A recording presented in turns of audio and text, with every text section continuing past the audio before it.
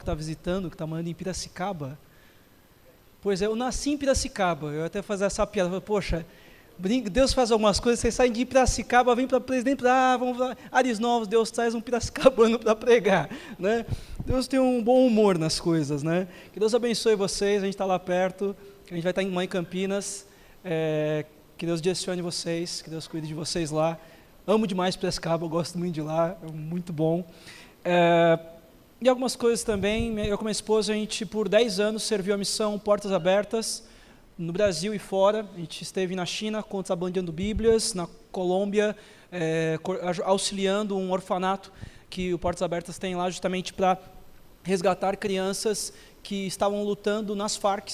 O exército das Farc tinha na época, 2011, 2010, aproximadamente 17 mil soldados mirins. Um exército de soldados mirins, crianças por volta de 12 a 16 anos.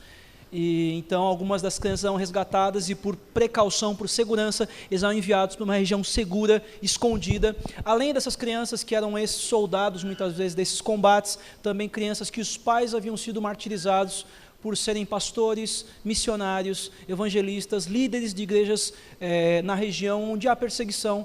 Mas na Colômbia tem perseguição sim por causa da violência, por causa da guerra civil que ocorre no país. Na China a gente também esteve contrabandeando Bíblias, né, e um testemunho que eu me recordo, primeiro que foi muito bom, os irmãos estavam cantando hoje no louvor aquela música Quão Grande é o Meu Deus, e a primeira vez que a gente esteve na China, nessa viagem contrabandeando Bíblias, era o hit do momento. Toda igreja que a gente ia, toda pequena igreja clandestina que a gente ia muitas vezes, eles cantavam toda vez, daí hoje começou a cantar, assim, olha, está se sentindo em casa, né? Deus é muito bom, nos faz trazer à memória aquilo que nos dá esperança muitas vezes, né?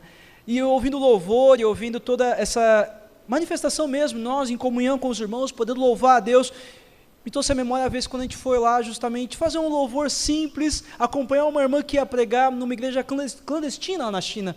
Era simplesmente um apartamento que os irmãos derrubaram as paredes para ficar um salão maior, e mais ou menos tinha uns 80 chinesinhos lá, louvando a Deus, por volta de 2 horas o louvor, e eles todos juntinhos lá, louvando a Deus, e aí acabou o louvor, o pastor foi lá na frente, não do púlpito, mas da sala, todos sentadinhos lá, encolhidinhos, para caber todo mundo, e eles falaram assim, olha, agora a gente vai ter a palavra, a pregação, alguém de fora está vindo aqui pregar, e a nossa amiga foi lá, acho que até a Ju que traduziu, né, do português para o inglês, e daí uma amiga nossa traduziu do inglês para o mandarim, imagina, 2 traduções simultâneas ao mesmo tempo, e daí ela acabou de pregar, e daí o pastor foi lá na frente, e falou, então a gente está acostumado a um pouquinho mais de palavra, tem como alguém da equipe dos estrangeiros pregar um pouquinho mais? E daí foi, um olhou para cá do outro, só estava eu e a Ju, daí daí eu fui lá, preguei mais um pouco, a gente acabou de pregar, e o pastor falou, então a gente está acostumado a um pouquinho mais de palavra, tem como alguém pregar mais um pouco? Daí a Ju estava lá na frente, falou, então vai eu mesmo, já foi, pregou mais um pouco, então já tinha ido uma irmã, o irmão, eu no caso, a minha esposa, daí a Ju acabou de pregar, deu o microfone para o pastor com muita vergonha, né? Ele estava todo encabulado, ele pegou o microfone, amém, glória a Deus, mas como a gente está acostumado a mais palavra, e ele pregou muito mais, algumas horas, aí a gente ficou lá ouvindo a palavra de Deus, e a gente percebeu muito isso, como a fome da palavra de Deus, como a fome de ouvir a palavra de Deus, e essa palavra sendo revelada, como isso, para a gente está num país livre, a gente está numa igreja, a gente pode se assentar, pode fechar a porta, abrir a porta, pode sair daqui, ir na rua e segurar a nossa Bíblia, mas não é assim em alguns países, em muitos países. Aliás, o primeiro contato nosso que a gente foi deixar lá, 350 Bíblias mais ou menos, né, Ju? A gente foi lá todo feliz, olha que bênção, a gente conseguiu levar lá, contrabandear 350 Bíblias para dentro, para o interior da China, que legal, a gente foi levar lá. E daí alguém pergunta para a líder local, uma pastora, qual que é a necessidade de vocês, de novos convertidos, qual que é a necessidade agora, porque a gente está trazendo essas Bíblias, mas quantas vocês precisam para agora? E daí ela começou a argumentar, falando, então, a gente está numa região muito perseguida, muito sofrida, a gente está numa região em que muitos ainda são mortos e presos pelo Evangelho, então é muito difícil pregar o Evangelho, o governo tem colocado espiões no meio da comunidade cristã, a gente tem que tomar muito cuidado, então a gente tem poucos novos convertidos, então para agora a gente precisaria mais ou menos de 5.000 Bíblias, Porque nós fazemos algumas pequenas outras igrejas clandestinas, outras células dessas, todas escondidas. Então é muito difícil pregar o evangelho, por isso nós temos apenas a necessidade de 5.000 Bíblias. E daí a gente olhou as 350 que ele tinha levado, todo feliz, né? Olhou para eles devem ter percebido o nosso semblante caindo, a gente ficando entristecido, e eles falam, não, fica tranquilo, irmão, fiquem tranquilos, porque a gente vai fazer o seguinte, a gente vai rasgar a Bíblia, separando os livros, e separar para todos os irmãos terem acesso à palavra de Deus, e a gente vai trocando, tendo comunhão com a palavra de Deus, e daí o nosso coração tão religioso, o meu principalmente, eu pensei, rasgar a Bíblia? Ai, eu sou presbiteriano, aquele cara meio chato com essas coisas, rasgar a Bíblia.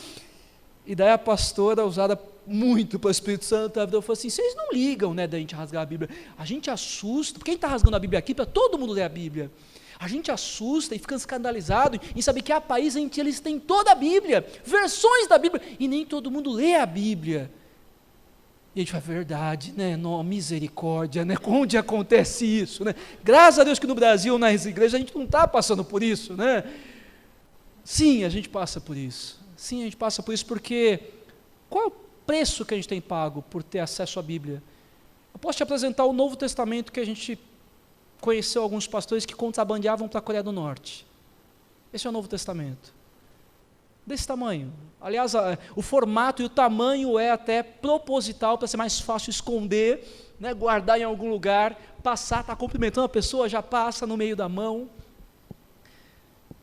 Mas se você fosse preso com uma folha dessa Bíblia, e você fosse norte-coreano, você ficaria preso, não só você, quanto sua família, seus pais, seus filhos, possivelmente se você tivesse netos, seus netos.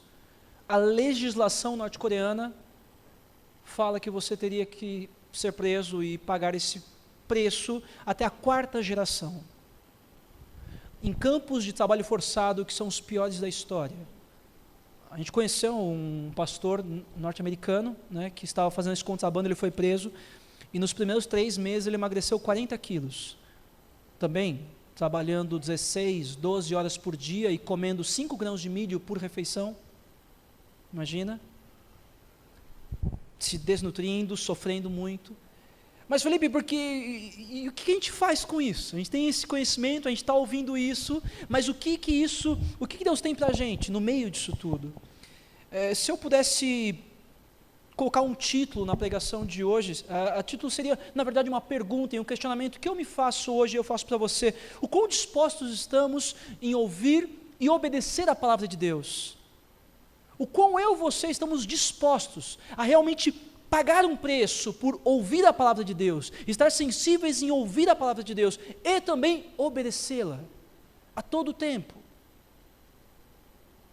Isso é missão. Eu com a minha esposa a gente trabalha em missões, nos últimos 4 anos a gente serviu a missão Nexus Brasil, fundamos a missão no Brasil, coordenamos aqui, e quando Deus mandou, fechamos ela por aqui, porque a missão é de Deus, Deus direciona. Foi difícil? Muito, foi uma passagem de luto, na verdade. Mas no meio disso tudo a gente estava vendo realmente, até a gente pôs num dos nossos informativos uma frase do Bonhoeffer, um pastor alemão, não é o cachorro, ele era pastor e era da Alemanha, lá da época do Hitler principalmente, e ele fala que Deus muitas vezes nos apresenta um cálice até o topo, cheio de sofrimento muitas vezes. E às vezes a gente realmente fixa os nossos olhos apenas nesse cálice, nesse sofrer. Mas na verdade a gente tem que entender melhor esse conceito e essa experiência, e lembrar-se que a gente tem que focar nas boas mãos que estão nos entregando algo. Ele nos entrega coisas tão maravilhosas todos os dias, não é? E às vezes passamos por sofrimentos, às vezes. Ele nos ensinou isso na palavra de Deus. No mundo tereis aflições. Ele não chegou para os discípulos e falou assim, olha, desvia aqui para o barco porque vai ter uma tempestade lá. Não, ele vai reto, passa para a tempestade e eu vou tirar uma soneca aqui no meio do caminho.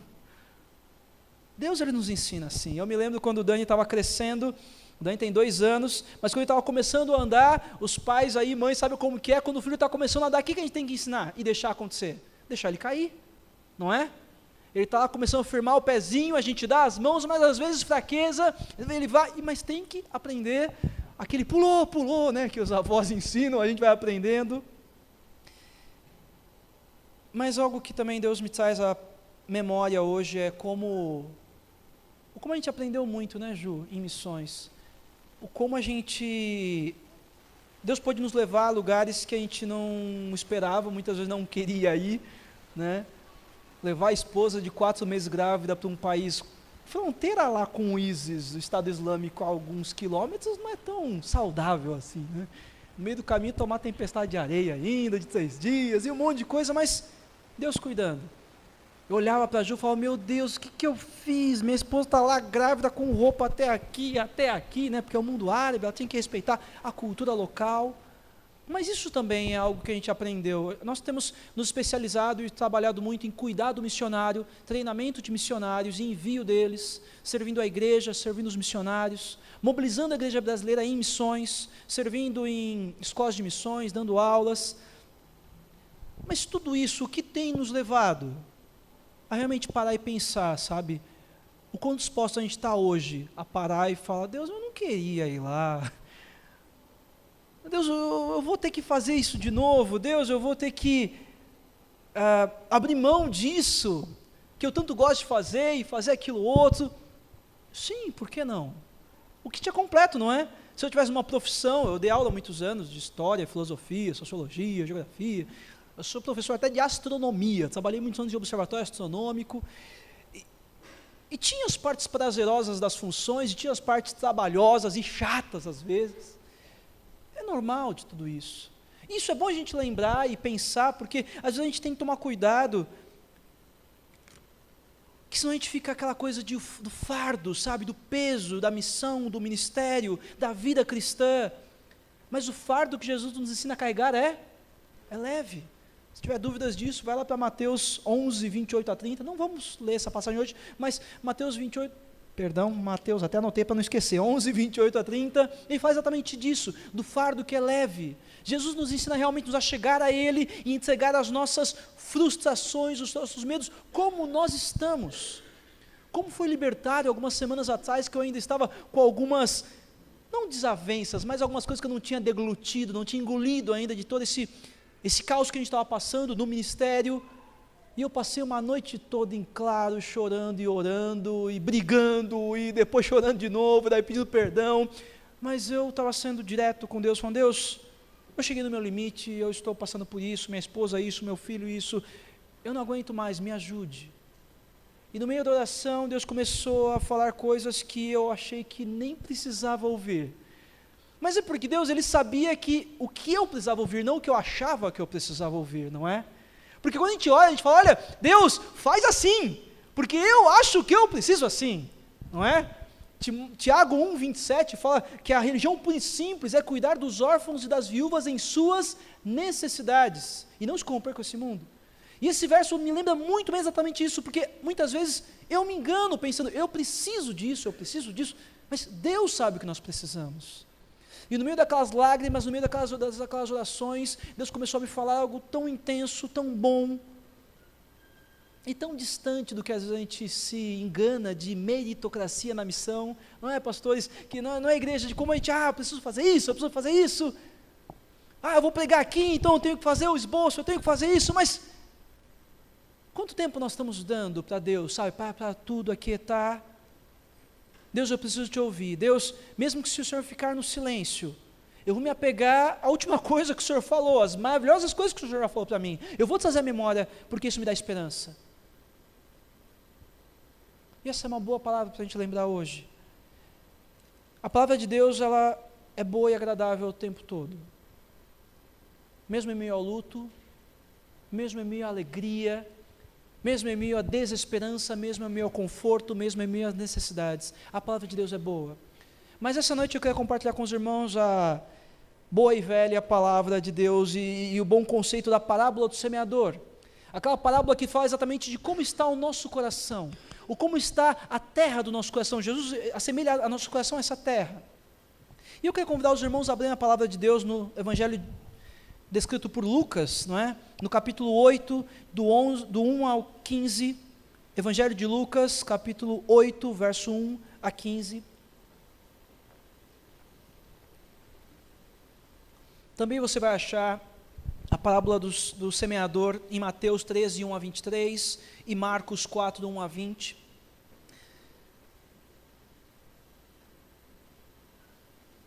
E quem pudesse, eu gostaria que se colocasse de pé, para a gente ler a palavra de Deus, em reverência à palavra de Deus. Porque a gente não tem noção o quantos mártires verteram sangue para a gente ter acesso a essa palavra de Deus. Não importa se é de forma digital ou impressa, não tem problema nenhum. É a palavra de Deus. Ela traz vida e vida eterna. Amém? Ainda de pé. Verso 1 a 15. Depois disso, Jesus ia passando pelas cidades e povoados, proclamando as boas novas do reino de Deus. Os 12 estavam com ele, e também algumas mulheres que haviam sido curadas de espíritos malignos e doenças. Maria, chamada Madalena, de quem haviam sido retirados 7 demônios. Joana, mulher de Cusa, administrador da casa de Herodes. Susana e muitas outras. Essas mulheres ajudavam a sustentá-los com os seus bens. Verso 4.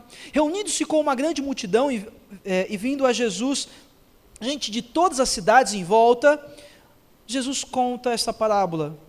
O semeador saiu a semear, enquanto lançava sementes, parte delas caiu à beira do caminho, foi pisada pelos homens e as aves dos céus a comeram.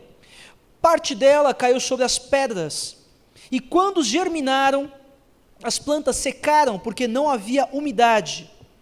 Outra parte caiu entre os espinhos que cresceram com elas e sufocaram as plantas. Outra ainda caiu em boa terra, cresceu e deu boa colheita, de 100 a 1. Tendo dito isto, exclamou: aqueles que têm ouvidos, ouçam a palavra de Deus. Seus discípulos perguntaram-lhe que significava aquela parábola. Ele disse: a vocês foi dado o conhecimento dos mistérios do reino de Deus, mas aos outros falo por parábolas, para que, vendo não vejam, e ouvindo não entendam. Este é o significado da parábola. A semente é a palavra de Deus. As que caíram à beira do caminho são os que ouvem, e então vem o diabo e tira a palavra do coração deles, para que não creiam e não sejam salvos. As que caíram sobre as pedras são os que recebem a palavra com alegria e quando ouvem, e durante algum certo tempo ainda creem, mas desistem na hora da provação. Verso 14, as que caíram entre espinhos são os que ouvem, mas ao seguirem o seu próprio caminho, são sufocados pelas preocupações deste mundo, pelas riquezas e pelos prazeres desta vida, e não amadurecem. Mas as que caíram em boa terra são os que com o coração bom e generoso ouvem a palavra e a retêm e dão bom fruto porque perseveram em Deus. Feche seus olhos, abaixe suas cabeças ainda de pé. Pai santo e amado, nós te clamamos, Deus, e pedimos que nesse momento o Senhor fale conosco. Pai amado, nós invocamos o teu santo nome para podermos te louvar, te glorificar, te adorar, e agora também te clamamos, Deus, para que o Senhor fale aos nossos corações, não apenas as palavras proferidas e lidas, mas que a tua revelação esteja neste lugar, que o teu Santo Espírito nos convença do que o Senhor sabe que precisamos ser convencidos, que o Senhor fale aos nossos corações, que o Senhor fale às nossas mentes, e que o Senhor nos leve a viver muito mais dessa boa terra, quando o Senhor lançar as tuas sementes da tua palavra. Seja conosco, meu Deus, no nome santo de Jesus, amém. Podem se sentar, meus irmãos. É interessante essa palavra que eu fico imaginando Lucas descrevendo. Lucas era da equipe missionária de Paulo, ele era um missionário, e ele começa escrevendo esse trecho, os primeiros capítulos, os primeiros versos, ele fala, olha, Jesus estava lá andando, mas tinha uma equipe com ele, tinham mulheres junto, auxiliando, e também auxiliando com os seus bens. É muito interessante você perceber esse detalhe, que Lucas deixa bem claro que Jesus, ele era filho de Deus, ele era Deus nessa terra, e mesmo assim, ele de bom grado dava a honra de homens e mulheres poderem auxiliá-lo com os seus bens, auxiliá-lo caminhando junto, sendo discípulos. Já pode pensar nisso? Jesus precisava ter discípulos, ele precisava de pessoas auxiliando, ele é Deus, ele fazia o que ele quisesse, mas ele quis pegar 12 homens, desses 12 um que ia trair, um que ia negar, alguns que não iam duvidar até vendo eles já ressurreto, não é? Assim como nós. Mas é interessante que na sequência, Lucas ele descreve, no verso 10, Jesus fala, olha, que mesmo que vocês ouçam, vocês não vão entender, mesmo que vocês vejam, vocês não vão entender. Ele estava fazendo uma referência a Isaías 6:9. Para os judeus, era algo muito revelador. Opa, esse profeta, esse rabi está falando a fala do chamado profético de Isaías. Então isso é muito focado, é muito forte para a cultura deles, para a cosmovisão deles, a visão de mundo deles. Mas vamos focar diretamente a parábola. Ele fala que as sementes, o próprio Cristo nos ensina isso, que é a palavra dele, a palavra de Deus. E alguma parte das sementes caiu no meio de uma parte do caminho. O caminho é um coração muito endurecido, muito seco, de forma que passa simplesmente, os homens pisam, os animais do campo já pegam, já comem, porque o diabo já vem, já retira essa boa palavra de Deus daquele coração, dos nossos corações muitas vezes, quando nós não temos, sabe, aquela preocupação de buscar a Deus e se dispor a Ele, servir a Ele. Sabe quando a gente ouve aquela pregação que a gente fala, isso eu já ouvi muitas vezes, isso eu posso jogar no YouTube e ver depois. Agora a palavra de Deus não me basta. A gente não fala isso, mas a gente age às vezes dessa forma, não é? E o que acontece aqui também, Jesus deixa bem claro que algumas sementes caíram em meio às rochas. Essas plantas conseguem até germinar, conseguem florescer. Um teólogo e missiólogo incrível, Timóteo Carriquer, ele fala na Bíblia do Missionário que é como que se essas plantas, elas não tivessem raízes a ponto de encontrar umidade, encontrar água que dá vida. Então elas estavam tentando se enraizar, se apegar em meio às rochas. Como uma planta vai sobreviver só se enraizando, só tentando pegar seus nutrientes numa rocha? Não dá. Ela vai morrer. Mas outra parte também fala que essas sementes caíram em meio aos espinhos. E esses espinhos cresceram junto com essas plantas. Só que chegou uma hora que esses espinhos começam a sufocar essas plantas também morrem. E ele descreve que esse sufocar, esses espinhos, são como que as nossas preocupações. Nós ficamos muito preocupados com como vai ser o dia de amanhã, não é? O que a gente vai fazer, como vai ser isso, como vai ser aquilo. Às vezes a gente fica brincando de ser Deus e falando, Deus, se você fizesse desse jeito, ia ser uma bênção, não é?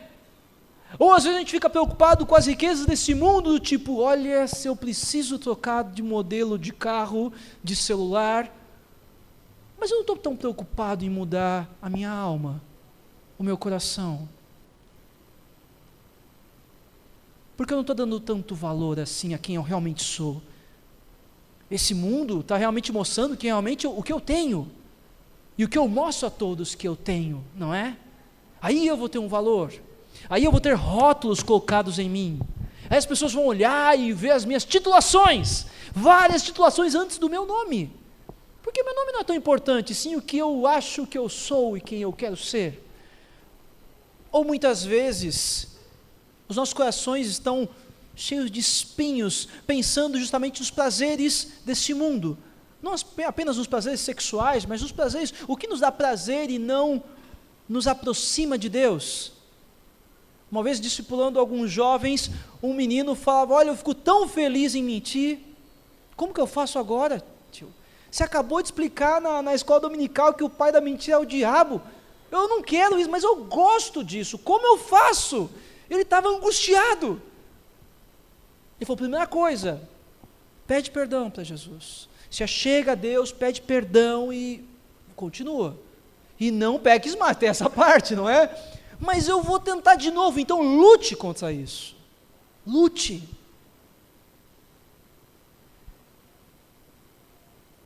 Mas também tem uma parte das sementes que caem em boa terra. Eu queria dar um testemunho de uma boa terra, uma vez que alguns amigos meus, a gente brincava lá na missão que a gente tinha um projetor projetor de multimídia, né? A gente falava que era a coisa mais missionária do escritório, porque um amigo nosso usou muitos anos hoje está sendo gravado, né? O áudio. Então não vou falar, obrigado irmão, não vou falar o nome do país, fica de surpresa para vocês, depois me perguntem. Mas lá na África, no norte da África, ele fazia essas projeções, ele fazia o que? Ele levava um gerador de energia a diesel, não sei que combustível que era, mas era algum combustível lá. Levava o gerador, conectava no projetor, conectava no computador, conectava nas caixas de som e passava um filme de Jesus. E o legal é que ele tinha descoberto que tinha uma missão, que eles tinham um site que tinha um mapa mundi no site. O mapa mundi, nossa, que legal. Não é isso, é que você podia achar no mapa mundi um país, uma etnia, e você conseguia baixar o filme dublado na etnia daquele povo.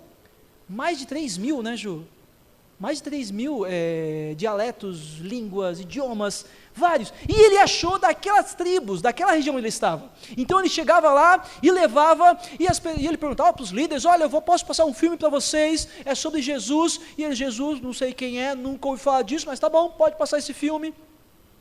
E ele começava a passar o filme, e o começo do filme é muito didático, ele vai explicando que aquela história vai ser narrada e vai ser contada sobre a vida de um Deus, do único Deus que veio ao mundo, para sofrer como homem, assim como nós. E aqueles homens se assustavam, porque falavam, esse filme vai falar de Deus, do Deus verdadeiro, sim, mas esse Deus, quem que é esse Deus? Eu não sei quem que é esse Deus, eu quero saber quem é esse Deus. E eles começavam a passar o filme, e daí aparecia Jesus. E Jesus começava a fazer os milagres, e aqueles homens começavam, lá, mas Jesus está falando o nosso dialeto, o nosso idioma. Jesus não fala só inglês, Jesus não fala só francês, Jesus não fala só espanhol, porque eles acreditavam que o Deus Todo-Poderoso apenas falava a língua do estrangeiro. Deus não se importava tanto em aprender a língua deles, em chegar e se revelar até eles. Para a gente parece algo tão simples, mas para aquela tribo, quando eles começaram a ouvir Jesus falando, o ator representando Jesus, mas na língua deles, foi algo libertário. Eles começaram a falar, olha lá, eles chamavam outros, Jesus está falando com a gente, numa língua que a gente entenda. Jesus se preocupou em ouvir, em conhecer, em aprender a nossa língua, porque Ele quer que a gente conheça Ele. E eles começavam a torcer por Jesus. Parecia os franceses e croatas hoje, vocês sabem por volta de que hora do dia, né? Eles ficavam lá torcendo no filme, e Jesus fazia milagres, Jesus multiplicava os pães e os peixes, eles ficavam, uau, Jesus é demais, Jesus é tremendo, que incrível esse Jesus. E Jesus fazia milagres, curava enfermos, eles falavam, uau, Jesus é bom demais, Ele é Deus. Eles torciam, eles vibravam. Mas no final do filme você começa a perceber, se chegando próximo ao Calvário, à cruz, e eles ficavam revoltados com Judas. Eles pegavam pedras e queriam jogar na tela, e não, calma aí, não precisa jogar, não, mas ele é mau, foge daí Jesus, sai daí, não acredita em Judas, ele é mau, Judas, seu safado, sem vergonha. Eles ficavam xingando Judas, ficavam bravos. E aqueles missionários assustados, vendo aquela reação daqueles homens tão simples, nunca tinham ouvido nada sobre a palavra de Deus, sobre a Bíblia, e eles começavam a torcer, Jesus, sai daí, você é Deus, você fez tanta coisa, faz esses soldados caírem cegos e corre. Daí Jesus ainda curava a orelha de um soldado, e eles ficavam, não, aproveita e corre, eles ficavam torcendo demais. Mas daí na locução e no filme, conforme Jesus ia carregando a cruz e seguindo o caminho, começava um silêncio naquela tribo. Dezenas de homens e mulheres que nunca tinham ouvido o Evangelho, ficavam estarrecidos com aquela imagem de um homem carregando a cruz, e eles começavam a entender que aquela cruz era deles, era minha. E eles começavam realmente a entender a maravilhosa manifestação da graça de Deus, do Filho de Deus vir ao mundo e morrer por nós, apesar de nós. E aqueles homens, quando eles viam Jesus sendo, os pregos martelando as mãos de Jesus, os pés de Jesus, eles choravam, eles pranteavam, porque eles falavam, olha, Jesus, Ele é bom, Ele não merecia isso, eu merecia estar no lugar dele, eu sou mau, Jesus era bom, Ele não merecia essa cruz. E aqueles homens começavam a chorar, aquela tribo caía em choro, em lágrimas. E quando Jesus era içado no madeiro, era fixado, As horas se passavam e descreviam o martírio de Cristo, a lança atravessando ele, e a cada momento aquele sofrimento transparecia no semblante de cada um daqueles na tribo. Eles choravam muito. Só que daí acontecia algo depois, não é? Jesus, o corpo dele era levado, era sepultado, e aquela tribo desesperançosa, já esperando que ia acabar o filme ali, porque a morte, quem venceria a morte? A morte é algo muito grandioso para a nossa visão, imagina para eles. Mas daí eles viam, em toda a encenação do filme, a rocha sendo retirada, e uma luz tão intensa saindo daquele túmulo, e Jesus saindo vivo, resplandecente, glorioso. E a descrição do filme falava: Jesus está vivo, Jesus venceu a morte. E ficava uma festa naquela tribo, aqueles homens pulavam, festejavam: Jesus está vivo, Jesus está vivo, Ele não está morto mais, não precisamos mais temer a morte, Jesus está vivo. Aqueles homens entendiam realmente que eles estavam vendo não apenas um filme, mas algo tão grandioso do único Deus desse universo se revelando a eles. E é muito lindo e maravilhoso como aqueles homens já chegavam aos missionários e falavam: olha, vocês podem falar mais, desse Jesus. E aqueles nossos missionários infelizmente podiam falar: olha, vamos começar a traduzir a palavra de Deus para vocês, vamos começar a explicar para vocês. E eles ficavam com fome da palavra de Deus. Ano passado a gente pôde ter um testemunho de uma tribo na África, muito próxima dessa região também, que teve o primeiro exemplar do Novo Testamento traduzido para eles. Depois de 5 anos, de longos estudos, longos preparos, muito trabalho, conseguiram traduzir todo o Novo Testamento em 5 anos. Isso é bênção demais, irmãos. Num mundo em que mais de 3.000 etnias, 3.000 dialetos não conhecem a palavra de Deus, ainda não tem nenhum versículo. No nosso país, mais de 100, aproximadamente 120 etnias indígenas, não tem um versículo traduzido, um. Dessas mais de 100 tribos, 74 pedem missionários há mais de 5 anos. Os campos estão grandes, os campos estão brancos, assim como fala Lucas 10:2, não é? Mas poucos são os trabalhadores. Mas a parte B desse versículo a gente esquece muitas vezes. Então ore para que o dono da seara, ele envie trabalhadores. E ele vai enviar assim como ele tem enviado. No decorrer de toda a história, Deus tem enviado muitos trabalhadores. Uma coisa tão linda e maravilhosa que essa tribo que teve o Novo Testamento traduzido, eles chegaram para os missionários e falaram assim: mas e o Antigo Testamento? A gente tem o Novo Testamento agora, mas a gente quer saber do Antigo Testamento, das histórias. Vocês às vezes já contaram para a gente algumas, a gente quer saber com mais profundidade. E daí infelizmente uma outra missão falou: olha, a gente não tem condições de fazer isso agora. A gente está fazendo o Novo Testamento de outros. E daí aquela tribo falou: quanto que a gente precisa? O que a gente precisa para traduzir o Antigo Testamento? Precisa de alguém na língua de vocês, que faça teologia, que estude, que vá para a capital do país.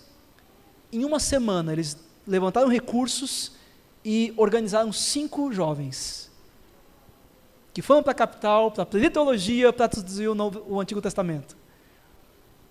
Para ser mais exato, até mês passado, eles já tinham traduzido 4 livros do Antigo Testamento. Imagina a alegria deles. Agora não mais temos só o Novo Testamento, temos também 4 capítulos, livros do Antigo Testamento. Meus irmãos, isso é bom demais. A gente tem a Bíblia inteira. Que valor que a gente tem dado à palavra de Deus. Quando a palavra de Deus vem ao nosso coração, vem ao nosso encontro, como nós temos preparado o nosso coração para a palavra de Deus. Sim, nós temos angústias, sim, nós temos sofrimentos, sim. Então vamos buscar nas águas que dão vida, vamos buscar no Deus, assim como foi orado hoje, pastos verdejantes, águas tranquilas. Uma vez eu ouvi de um pastor mesmo, ele era não pastor de igreja, pastor de ovelhas. Eu eu perguntei para ele, eu falei, escuta, eu já ouvi falar, por que fala pasto verdejante? Eu falei assim, porque a ovelha come o que tiver pela frente. Então tem que colocar em pasto verdinho, que se tiver capim queimado, capim ruim, ela come, fica doente e continua comendo aquilo. Porque ela não vai perceber isso. Aí águas tranquilas, por quê? Isso é outra parte. Ovelha não é muito inteligente, né? Mas deixa eu dar um exemplo que ele me deu, né? Ele falou que se tivesse 1 palmo de água mais ou menos, isso aqui, a ovelha é grande, né? Mas em 1 palmo de água a ovelha já se afoga, se tiver água corrente. Porque ela vai beber água, a lã dessa parte vai umedecer, vai molhar e vai ficar pesada. Aí ela cai e afoga lá mesmo. Então por isso que o pastor tem que fazer um córrego, puxar um caminho e trazer a ovelha para águas tranquilas.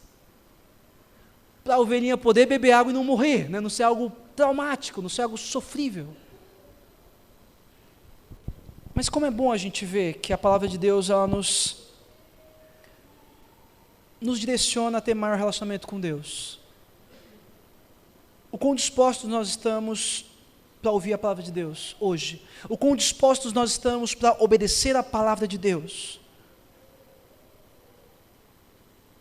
Eu poderia falar hoje um pouco mais sobre campo missionário, olha, precisa de muita gente, precisa do mundo árabe, precisa na África.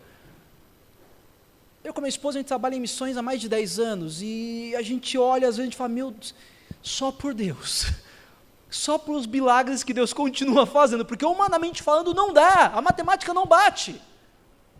Continua aumentando a perseguição, continua piorando a situação. Mas daí eu me lembro de 2 testemunhos, de um que me marcou muito, de um chinês, de um missionário amigo meu que foi para a China, uma região, e daí ao conversar com um líder local, o líder local falou para ele assim, isso é da época muito antiga, isso é da época que o governo liberava o corpo dos cristãos que eles matavam, hoje em dia nem isso eles fazem. E daí o missionário ficou chateado, falou assim, nossa, mas o governo mata o cristão e nem libera o corpo para os familiares, que tristeza isso. Só que daí o missionário assustou com a resposta do pastor local, que o pastor falou, eles estavam cansados de matar mais de uma vez o mesmo cristão. Daí o missionário falou, como é que é? Acho que a tradução não pegou, né? Acho que eu perdi alguma coisa. O que você falou? Eu falei que o governo estava cansado de matar mais de uma vez o mesmo cristão. Falei, mas como assim? Foi simples.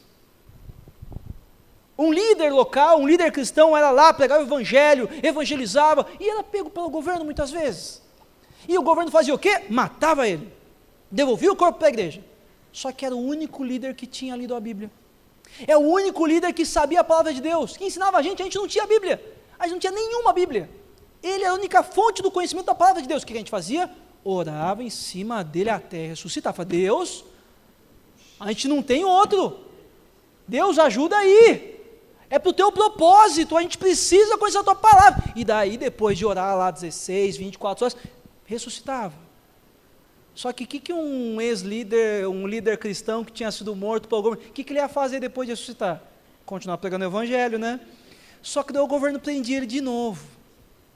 E daí o policial, o carrasco ia lá matar ele. E isso é um testemunho mesmo que eles me contaram para a gente. Um cara ia lá, ia matar. Eu falei, peraí.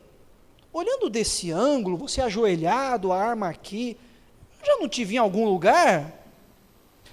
Foi você mesmo que me matou da outra vez. Eu, te matei da outra vez? Como assim? O marca está aqui, saiu por aqui, tudo sujou o chão.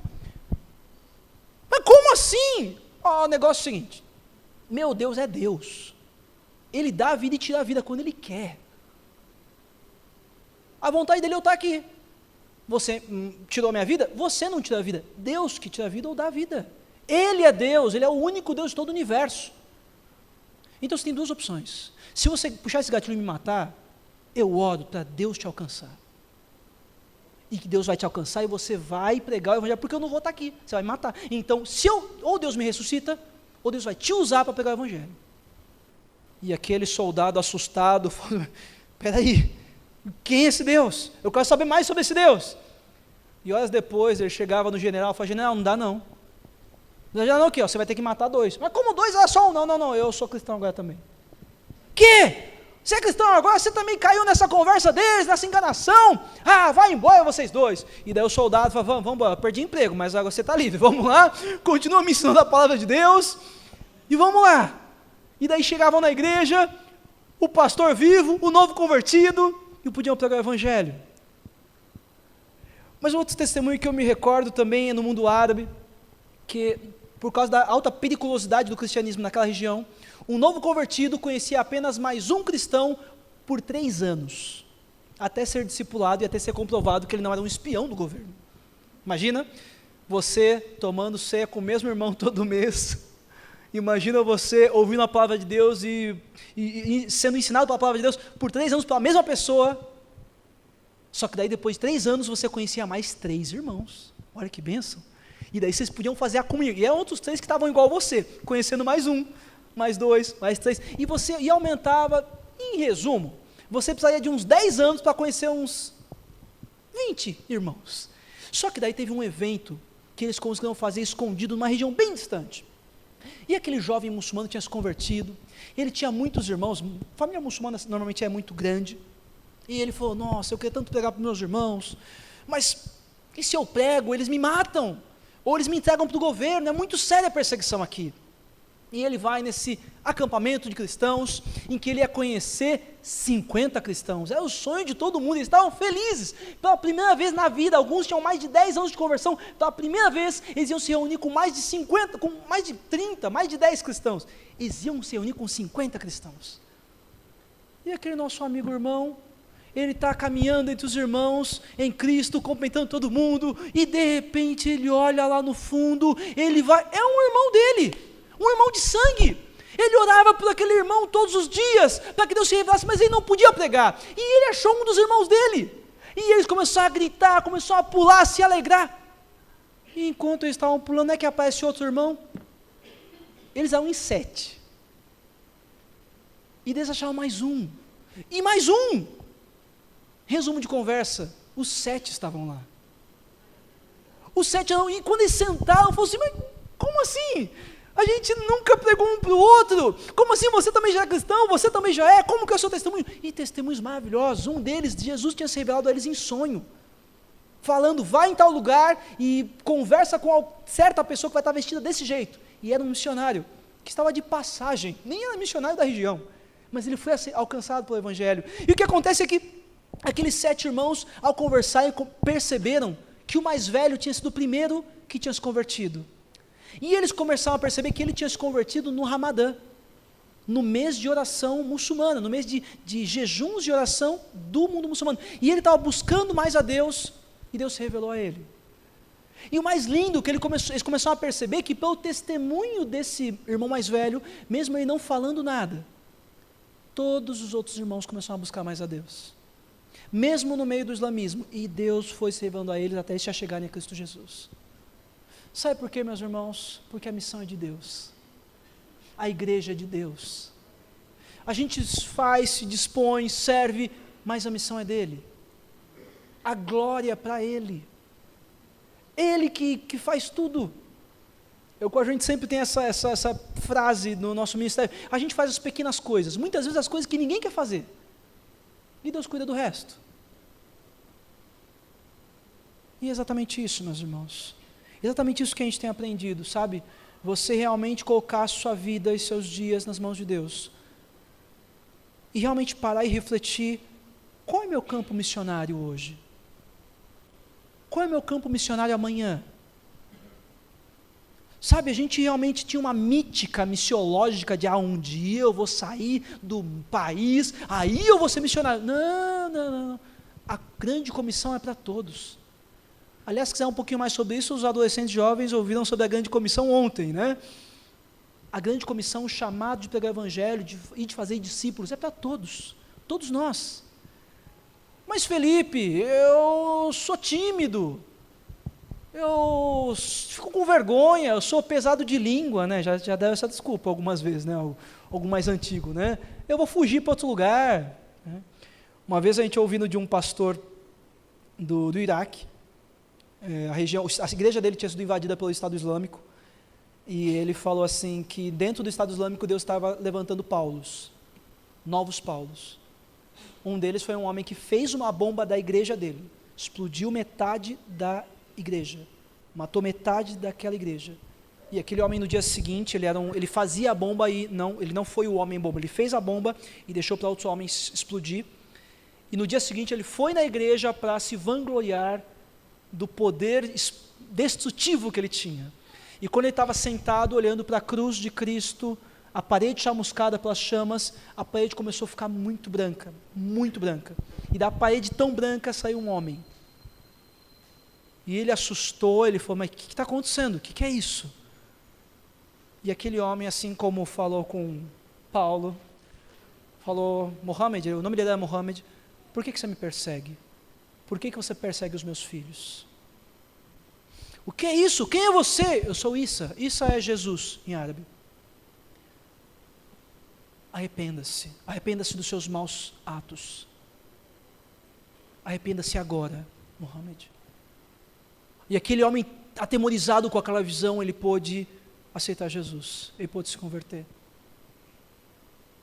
Mas o pastor dele, depois se tornou o pastor dele, não é? Ele comentou com a gente que sim, do grande sofrimento da igreja perseguida, Deus tem mandado muitos Paulos, mas ele falava que nas orações, Deus tinha falado para ele que da igreja livre nós, tem surgido muitos Jonas também. Nós temos sido muitos Jonas. Nós temos fugido em dar o ombro, em cuidar, em amar. Não, antes eu tenho que criticar. Antes eu tenho que falar que ele está errado e eu estou certo. Não. Ame primeiro, cuide primeiro, abrace primeiro.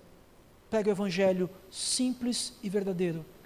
De que Deus amou o mundo de tal maneira que deu seu único filho, não importa qual seja a tradução, mas para que todo aquele que nele crê não pereça, mas tenha a vida eterna.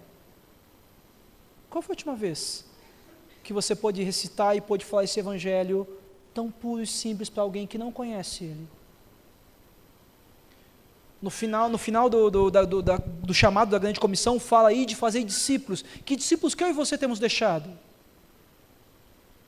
Por onde temos passado? Nos nossos trabalhos, nossos empregos, nas escolas, nas nossas famílias. Sim, muitas vezes o nosso campo missionário é nas nossas famílias. Nossos pais, nossos irmãos, nossos tios.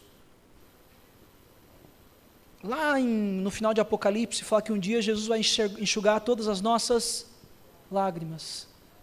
Nós temos vertido lágrimas por quê? Por quem?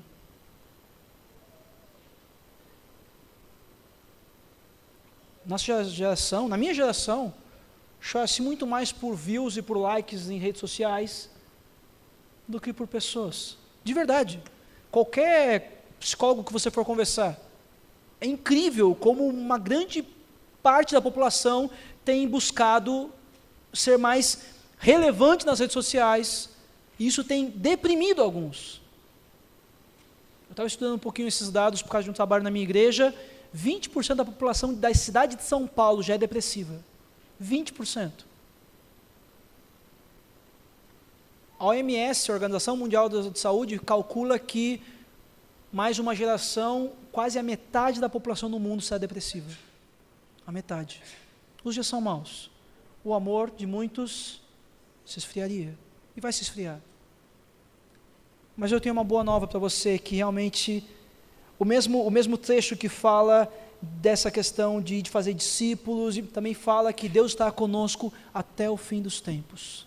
Lá no finalzinho de Mateus 28, lá no finalzinho, Deus está aqui, meus irmãos. E essa noite Deus realmente quer falar com você. Assim como falou no meio das orações, dos louvores, da palavra, Deus quer falar com você e comigo. Em nome de Jesus, que Ele ache em nossos corações terra boa e fértil. Amém? Feche seus olhos, abaixe suas cabeças. Pai Santo e amado, nós te agradecemos, Deus, por mais esse dia de vida que o Senhor nos dá. Deus, eu te louvo, Pai, porque Tu és bom. Tu és maravilhosamente bom, Tu és soberano, Tu és eterno. Mas Deus, mesmo o Senhor sendo tão grandioso, o Senhor se dispôs e se preocupou em se revelar a nós. Pai amado, acha nesse meio homens e mulheres que queiram pagar o alto preço pelo Teu Evangelho, que não carregar a cruz, assim como a gente cantou hoje, que não realmente olhar para a cruz e para a cruz simplesmente ir, sabendo que o fardo que Jesus nos ensina a carregar é leve. Deus, se há em nosso meio irmãos com o coração tão endurecido, nos ensina a ser tuas poderosas mãos e tuas palavras para cuidar deles. Se há irmãos com o coração tão endurecido como pedras, que não conseguem enraizar e encontrar a água aqui da vida, que o Senhor nos use como instrumentos para poder levar a tua luz na vida dos nossos irmãos. Pai, se há em nosso meio irmãos com o coração tão espinhoso, que se preocupam apenas com riquezas, com as preocupações desse mundo e com os prazeres que esse mundo pode dar, e não amadurecem na fé cristã, Deus nos ensina, nos mostra como sermos maduros o bastante para amá-los e caminhar junto, discipulá-los e servi-los. Mas Deus, nós te clamamos, Pai, transforma os nossos corações, sejam duros ou espinhosos, em corações de terra boa e fértil.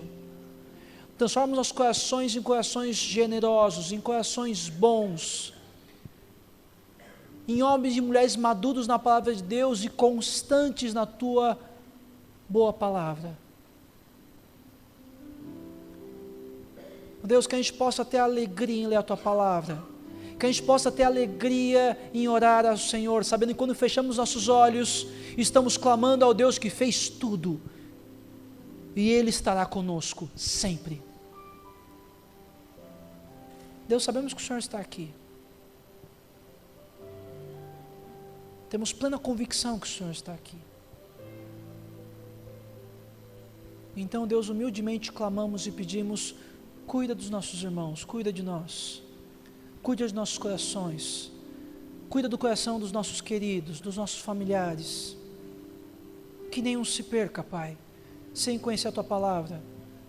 Nos dá a urgência do campo missionário que o Senhor tem nos dado nas nossas mãos. Seja conosco, meu Pai, no nome santo de Jesus, amém. Glória a Deus. Obrigado, meus irmãos, que Deus nos abençoe. Amém, irmãos, graças a Deus. Queria convidar você para ficar de pé, não deixe de passar ali, se quiser bater um papo com o Felipe, com a Ju, tem muito para falar, muito para instruir.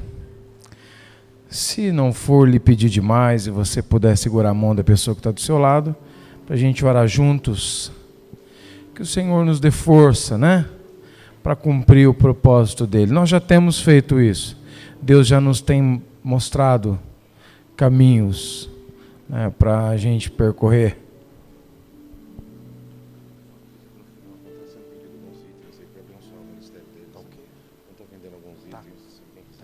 Tá. Ele está com stand aqui, vai ter alguns itens e o valor é revertido para o ministério deles. Então, se você puder abençoá-los, faça isso em nome de Jesus. Que o Senhor continue nos dando a força diária, né, irmãos? Para a gente continuar na nossa caminhada, nos nossos propósitos. Se você não frequenta uma célula ainda, nós temos vários líderes de célula aqui, procure um deles, peça informação pelo Guga. Nós caminhamos em grupos pequenos, que nos fortalece e nos